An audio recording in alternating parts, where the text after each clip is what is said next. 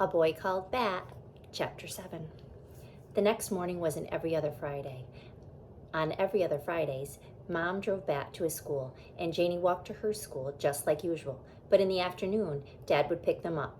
First Bat, whose class let out 20 minutes before Janie's, and they would all go home to his apartment for the weekend.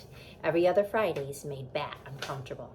Like his skin was on too tight, Bat liked it when things followed a pattern, and every other Fridays broke the pattern.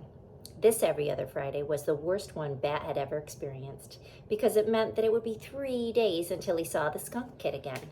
He had begged Mom to let him take the skunk kit to Dad's house, but Mom refused. "The baby skunk needs to be with me," she said. "I'll take him to work, and the vet techs can watch him while I'm with patients. Besides, Bat, I don't think your dad is a fan of skunks." Bat even tried pretending to be sick so that when he could stay home instead of going to school. He told Mom he had a sore throat and achy ears.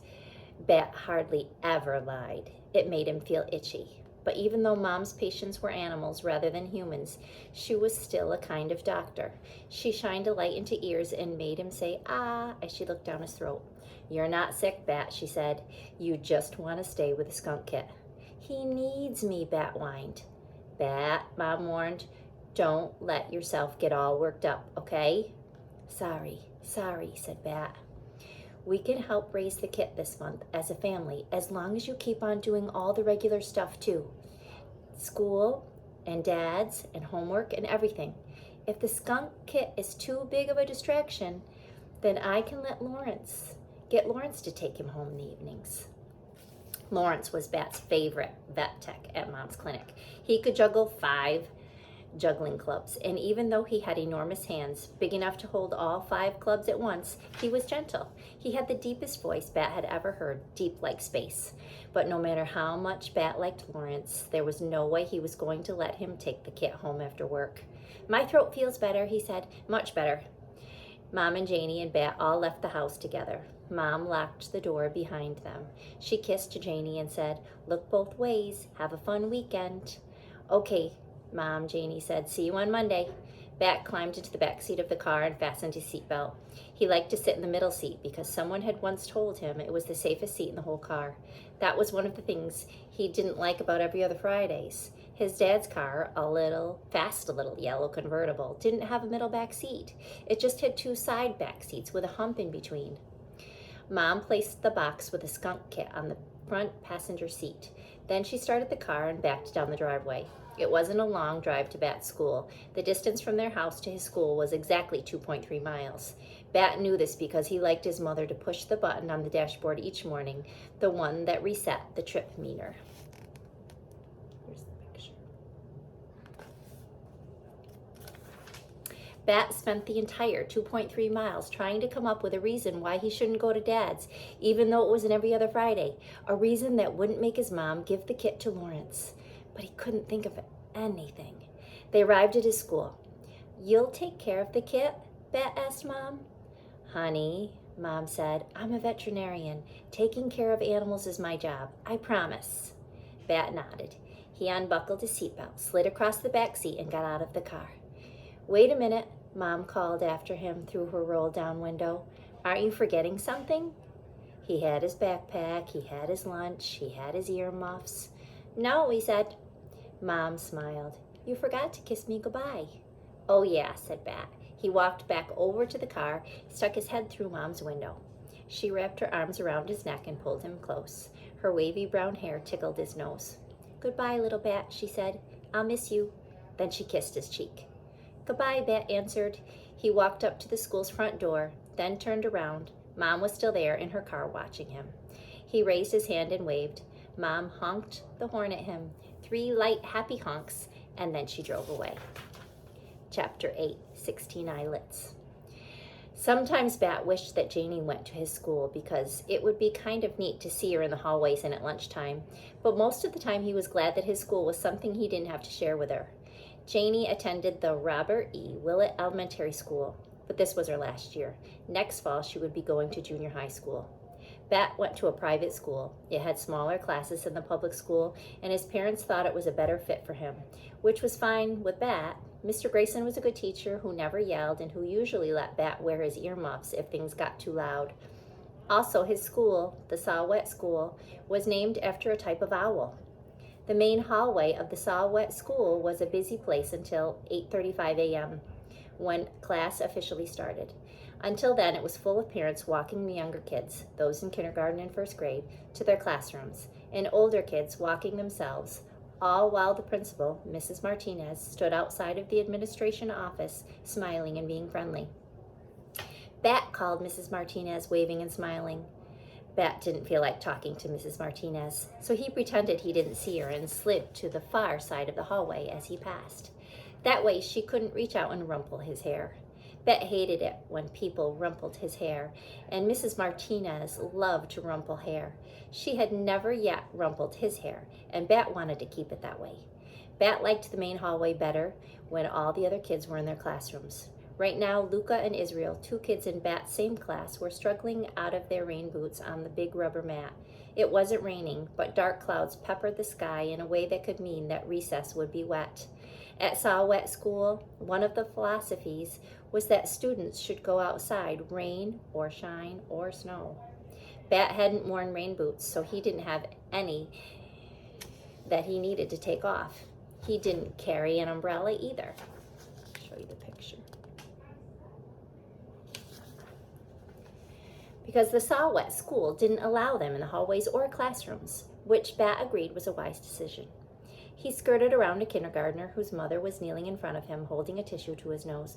"Blow," she said, and he dodged between a couple of big kids, sixth graders, who were tossing a small rubber ball back and forth. "Balls are supposed to be kept outside," Bat told the slightly smaller of the two big kids, a boy he recognized by the red glasses he wore. "Not this ball," said the boy. "This is a special ball." Then he threw the ball over Bat's head to the other kid, a very tall girl who caught it expertly with one hand and laughed. "It looks like a regular ball," Bat said. "It's not a regular ball," said the boy with red glasses. Bat had a weird feeling in his stomach, like the boy was tricking him. He didn't know what to say. Just then, Luca and Israel came by without their rain boots. "Hi, Bat," Israel said. "Do you think it'll rain?" "Maybe," said Bat. "Well, eventually, yes, but today, maybe." Relieved, Bat watched the two big kids move away toward their classroom, still tossing the ball. "What do you think was special about that ball?" he asked Israel. "Nothing," Israel said. Then Miss Kiko came out of the kindergarten room and rang her handbell. It made a gentle tinkling sound, way better than the harsh, painful scream of Janie's electric school bell system, which Bat had heard last year during a school play he'd gone to watch. To class, it's time for another day." Miss Kiko had a beautiful voice, which was probably why it was her job to announce the start of school.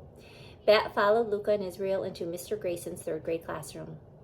"I brought 2 sandwiches for lunch today," Luca was telling Israel, "in case you want to trade cookies for one." "Why would I want to do that?" Israel answered. "I brought my own sandwich." Bat knew why Luca would think Israel wanted to trade. Yesterday, he heard Luca tell Israel that she didn't really like her cream cheese sandwiches, and Israel had replied that he didn't like the turkey one his mom always made.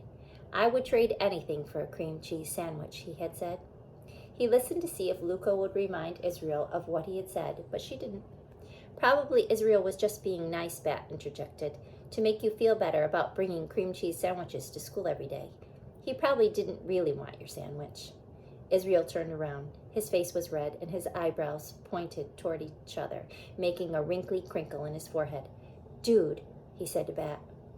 Bat waited for Israel to say more, but he didn't. Just that one word, "Dude." Then Luca started crying, and she shoved past Bat to go back into the hallway. He watched her run into the girls' bathroom. Mr. Grayson came over. He was wearing his bright orange tennis shoes today. Bet liked it when he wore those shoes. It was like he was wearing suns on his feet. "What's the problem, friends?" he asked. "Bat embarrassed Luca," Israel said really loudly, making Bat wish he had his earmuffs. They were in his backpack, on his back. "I'm sure you didn't mean to embarrass her, did you, Bat?" asked Mr. Grayson. There were 16 eyelets on each of his shoes, Bat counted. 8 on the left side, 8 on the right side. That made 32 eyelets. "Bat, can you look up at my face?" Mr. Grayson asked. Bat shook his head. 32 eyelets. His own shoes had half as many, 16 eyelets, 4 on each side of each shoe. Mr. Grayson sighed. "Okay, Bat, go sit at your table." Bat wondered if anyone in the class had more eyelets in their shoes than Mr. Grayson. He kept his eyes on shoes as he walked through the classroom. Nope, no one did.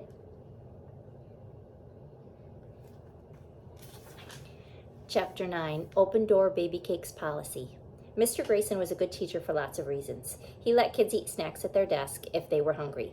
He didn't make students ask permission to go to the bathroom. He didn't believe in making people apologize. You can't make someone be sorry, he always said. And he believed in class pets. That's how he put it. I believe in class pets, he had said on the first day of class when he introduced them to Baby Cakes, the class rabbit. Baby Cakes, a white Angora bunny that looked like a giant fluff ball, lived in a pen in the back of the room near the bookshelves. It was a big pen with a gate. If anyone ever needs to cuddle, Mr. Grayson said, Baby Cakes is there for you.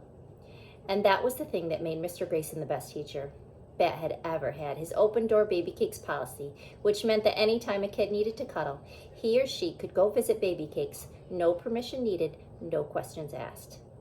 Baby Cakes liked carrots and apples and put up with the cuddling. Bat knew the rabbit liked treats better than kids, but he also knew that Baby Cakes was smart enough to realize that the two often went together. The thing about Mr. Grayson's open door Baby Cakes policy was that none of the kids wanted to ruin it by overusing it. Bat was Baby Cakes' most frequent visitor. Israel visited the second most often, and then probably Jenny was third. A couple of months ago, Israel had given Bat a drawing he'd done of Baby Cakes. It was pretty good. Bat usually tried to visit Baby Cakes during recess or lunch, when a visit wouldn't mean leaving group time. But today he didn't think he could wait until recess, maybe because he missed the baby skunk so much. When Mr. Grayson had everyone pull out the money game, Payday, that they played on Fridays, Bat slipped away from his table and headed to the back of the room. Today, Baby Cakes wasn't sleeping. She was just sitting in her favorite spot on top of the plastic hutch where she slept. She looked like white cotton candy. Bat sat close to Baby Cakes and put his hand on her back, just to let her know he was there. He didn't want to startle her. Break into groups of 4, Mr. Grayson said. Choose a banker and pay everyone $200. For a moment, Bat thought maybe Mr. Grayson was going to let him skip the game and just hang out with Baby Cakes.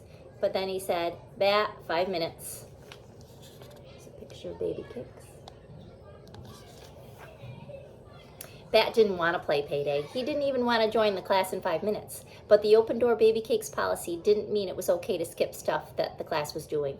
It was one of those unspoken rules that Mom was always talking about, those things that people are supposed to know without having to be told. Bat hated unspoken rules, but he loved the open door Baby Cakes policy. So when 5 minutes later Mr. Grayson said, Okay, Bat, time's up, Bat reluctantly scooted Baby Cakes off his lap where he had set her and rejoined the class. The games were all arranged. Jenny Pearson had dealt out $200 for Bat. Luca, Bat saw, had returned from the bathroom with red-rimmed eyes. She was in a different group. Ready, Jenny asked.